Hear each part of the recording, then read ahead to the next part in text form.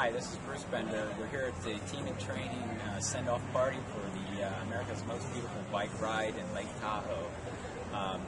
This is our honoree, Danielle, and this is why we ride. This is why we're here. This is why we're going to Tahoe. This is where all our fundraising goes. And Danielle, if you could please tell us your story. Well, I was diagnosed March 16th, and I was really sick in January, and it took a couple months to find it because what I have is a very rare form of leukemia. It's called acute promyelocytic leukemia. I am now in remission. I was in the hospital for 47 days, and after that, I had received arsenic for 50 days.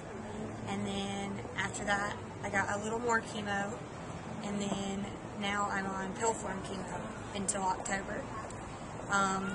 Pretty much the only reason that I'm here today is thanks to Leukemia Lymphoma Society and all the people raising money for the fund.